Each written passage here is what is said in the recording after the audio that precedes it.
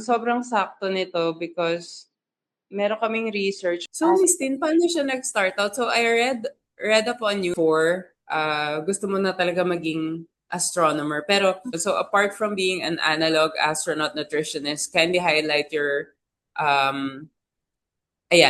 introduce yourself and how it all started out. So I'm Christine Atienza. I'm a nutritionist, nutritionist dietitian by profession. So I'm a registered nutritionist dietitian, public health. Pero um, I started being interested in astronomy when I was still 4 or 5 years old. I was the science girl. Yung plan ko lang is to be an astronomer, get a physics degree, and then um, get a graduate program or graduate course in astronomy or astrophysics. Pero hindi nangyari yun. I shifted to nutrition kasi I felt like I was below average before that. I was from the province so parang UP can make or break you. Most of my classmates, of course, mga valedictorians din, tapos mga from science high school, so I felt like I'm lagging behind. So I think hindi ko kinaya yung internal pressure. Was it reflecting in your grades? So nakapasa naman ako sa UP Diliman na applied physics. And then ayun, hindi na ako naka-recover from that ideation of myself na tinanggap ko na lang and then I'll just shift out kasi I think it's more of the teenage brain talaga and peer pressure. Parang I think you're underselling yourself kasi siguro po, but maybe for your well-being, maybe it was a good shift. Even if pumapasa naman, you're very serious and very humble. Say you said na galing kayo sa province. Were you like were you from a privileged background at all? Like, kasi I mean, all the projects that you have been participating in lately, does it entail like any sort of funding then, like self-funding from you or ikaw? Or Most of it, self-funded actually. Yung sa family background, I came from a low middle class, below middle class, I think. So yung mom ko is a high school teacher sa private school. So it's a very honorable job. So I think also dun din galing yung pagka gusto ko sa science. Parang I look up to like women in my life kasi they're in the academe or they're teaching science, math, ganyan. So I think dun din siya nag-start. And then my dad naman was OFW. So sa Middle East, so yung usual. So comfortable kami kasi I'm an only child, pero in terms of financial, I think low middle class. Mainly, I think nag-support sa amin is yung mom ko pag walang work yung dad ko. So yung dad ko naman is electrician. Yun. And then I think ano din yun, like tinuturuan niya rin ako ng like electrical thing. So lumaki ako dun sa shop nila before. So yung lolo ko din may electrical shop, yung gumagawa ng mga generator. So ayun yung parang naging playground ko. Pero bata pa lang ako noon. Ayun, nagre-repair ng VHS na sarili ko na-amaze ako kasi inisip ko, preschool ako nun ina-ayos ko yung VHS namin. Your parents, like a common mamamayang Pilipino, talagang it's hard to earn money. Yeah. So I think yung ngayon self-funded kasi I think I'm more privileged now to have a stable job kind of. Okay, yun. So I think I tend to invest a lot on the activities that I do, like going to conferences kasi hindi nga siya related sa work ko, so I need to fund my own to go to travel to that conference, and then kailangan ko rin gamitin yung leave credits ko. So lahat ng leave credits ko napupunta lang sa mga activities ko. for space. So yung work nyo, Iba yun. So lahat ng mga space ko is lahat sila ay extracurricular lang. But here I am employed as a public health nutritionist. So now I'm with Scaling Up Nutrition Business Network. We work with the UN. I worked before for the UN. So kinuha nila ako as consultant slash coordinator. So lahat ng mga space ko, pati yung analog missions, mga sideline. lahat yan ay self-funded. Oh my God. Yeah, yeah. I mean, kumukuha ako ng grants, so nag-apply ako for grants.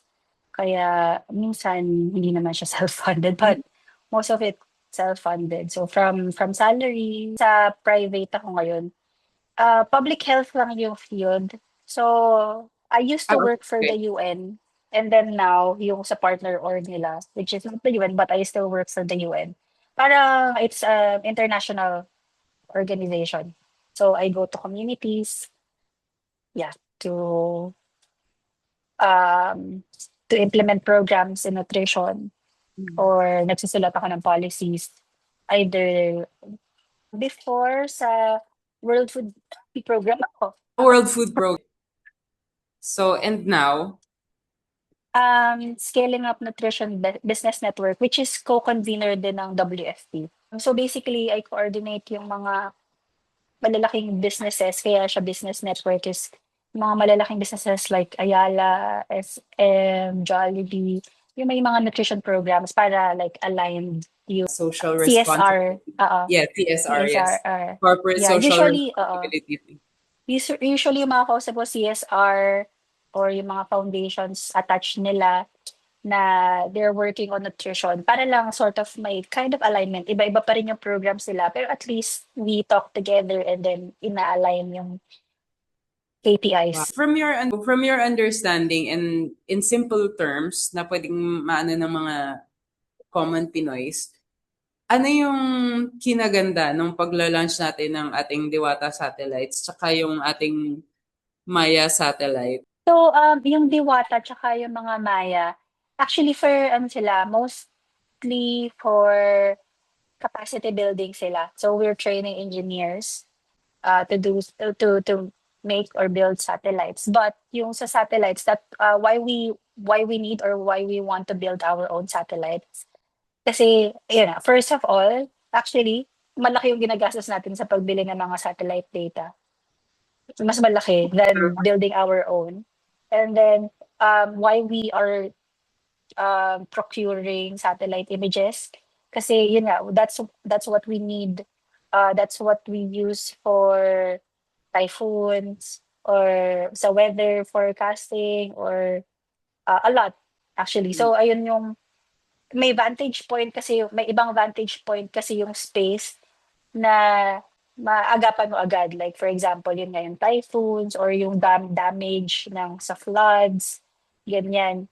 And a lot actually. So hindi lang natin nare-realize but we're using satellite or space technology in our everyday life. Kung wala tayong satellite data, wala rin tayong GPS, hindi tayo makakapag-grab food or hindi tayo makakapag-grab. Grab food. Yeah, hindi tayo I mean, Pin Grab ng in general, location like, niya. hindi tayo makakapag-pin ng location. Even pag nag-selfie ka, that's because of space technology. So, Yeah. it's not just want. Kasi pag nawala yung space technology natin, mawawala yung mga simple services na ginagamit natin everyday. Even sa finance, ginagamit yung satellite data sa mga, ayun yung hindi ako masyadong familiar, but yung mga security, ganyan, mga communications, etc. So, yun. So, we just don't realize na we're using so much of space tech in our everyday life. So, for example, ako ngayon, okay, punta ako sa Antique ngayon, gagamit ako ng Waze. Magdadrive ako. Yung data na finifeed kay Waze, galing ba yun kay Diwata? Or galing ba yun sa other foreign satellites na binibili natin? Mostly sa foreign satellites. hindi siguro yung binibili, yung mga, may mga open access naman. So, yung mga binibili is yung, usually yung mga binibili natin na mga satellite images, yung mga high resolution na para i-check yung kunyari damage ng floods or for agriculture, ganyan. So, yun, usually kasi, ang nangyayari ngayon, different agencies ng government bumibili ng satellite data from different private companies sa ibang bansa. So now, what we want is they would get their satellite data sa PhilSA mismo, dun sa mismong satellites natin. So, ayun. So meron na mga ano talaga functions ang mga ating maliliit na box Yeah. satellite, cube satellite pala yung tawag sa kanila. CubeSats. And then magla-launch tayo ng mas malaki Oh. next year. Mas malaki na siya. Nagka-event po recently, di ba? Some sort of collaboration with the Italian embassy ba yun? Or are you parang, ano yun? Parang apart from celebrating mga Italian achievements, what was that about? Meron ba silang promise na in the future we will have a partnership with the Philippines or we will sponsor like scholarships relevant to STEM education or have you been did you attend? So, hindi ako nag-attend, pero yung, I think, ano din yan. So, aside from the Italian embassy, meron kasi na, merong partnership yung European Union and then Philippines. So, yung mga satellites nila, merong data center dito. So, first data center ng European Space Agency, it's called COFIL, na research up na yun. So, may data center dito. So, yun nga. So, ang dami kasi nilang satellite. So, may satellite constellation sila and then hindi naman lahat yun ay na-analyze. So, gumawa sila ng mirror dito. Mirror or data center sa Philippines.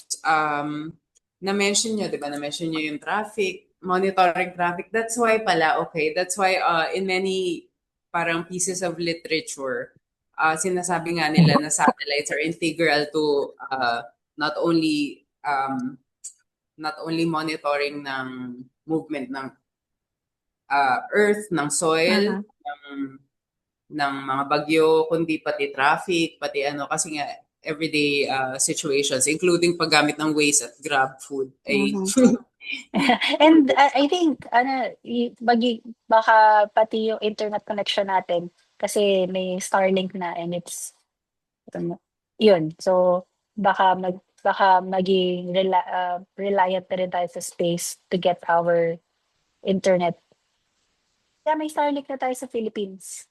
And mas ginagamit siya lalo na sa rural areas na hindi kayang ma-connect yung mga lines. So, yun yung ginagamit. So, nutritionist, meron ako nakita na parang clip from Miss Karen Davila na sabi niyo, eto, ginawa ko sila ng mga maki, tapos marami akong natira na rice. Bakit? Ang dami niyong pinapakain kanin. So, one day lang naman yun. Madami kaming naluto kasi. When you say commercial missions, like, okay, for fun, yung mga mayayaman na tao, punta tayo sa Mars, ganyan. Pretty soon, like Katy Perry. Pero ngayon, hindi na lang naman siya sa mga mayayaman. I think, well, mahal pa rin siya. Pero ngayon it's actually yung competition na ngayon is in the private sector, hindi na yung NASA or Russian space agency. I mean, of course, there's still the largest player, but now, nag-emerge talaga yung mga commercial, yung private companies, like yun nga, yung SpaceX, and then Blue Origin, Virgin Galactic, and then even yung space station. So, i-decommission yung International Space Station. Tapos ang gagawa ng bagong station is private companies. So, Axiom and Vast. So, ayun na yung kind of labanan sa field ngayon. And nag-emerge talaga yung private companies. And even China, and even Japan, may mga private companies na rin. I think Honda ata yun. Honda gumawa na ng rocket ship. So, May hindi na lang sila paglalakihan naman cars. ng mga Pilipino na gustong mag-abroad na gifted. So that's wonderful. As a mermaid, as a diver, kasi may nagsabi sa akin, mga conspiracy theorists na Mhm. mga vlogger, na they believe that maybe alien life forms aren't actually in outer space. For all you know, they live amongst us, layo ng ocean floor. So do you believe na apart from aliens in outer space, meron din Earth sa dagat? sa Yes, sa dagat. ocean. Well, naniniwala ko na hindi tayo mag-isa. So, sobrang laki ng universe na mas nakakatakot if isipin natin na tayo lang yung mag-isa. Kasi bakit? There. Dito sa ocean, I'm not sure, pero may theory kasi na yung life, like yung molecules, life molecules ay nanggaling from asteroid. So, yun, kind of, um, I believe in that. But, like alien from other planets na tumira dito sa underwater, I don't know, but we still don't know a lot in the ocean. So maybe, naman, Anong I think, kinalaman nito sa development, Mia? Wala lang. hindi naman. Pero for that naman, I think, baka ina-underestimate natin yung human beings. I think matatalino talaga tayo. I'm getting this out of you because, diba, it could inspire a poor Filipino child, diba? Na parang, oh mano, baka gusto ko makamit ng alien. So, what are your thoughts on, I saw this young girl training for a one-way mission to Mars. Ikaw ba, if given the opportunity, would you grab it? I don't know, parang, well, before, I would say na no, kasi I still like living here. Pero, siguro if I still don't have a family by 40s or 50s, maybe kung I don't have anything to lose here. Yung sa Mars, medyo totoo siya na one way kasi like going there is about 9 to 12 months. So pag punta mo dun, dahil sobrang mahal, hindi ka lang basta-basta makakabalik. So even yung communication natin, kunyari, yung sa analog missions namin ha, dahil sinisimulate namin yung Mars, meron kaming 20-minute delay. So, kunyari pag nag-email ako, makakarating in 20 minutes pa. Tapos, That's yung moon, scary. malapit lang. Oo. Yung moon, pabalik sila in a matter of days. Pero Mm. yung Mars, months. I think you are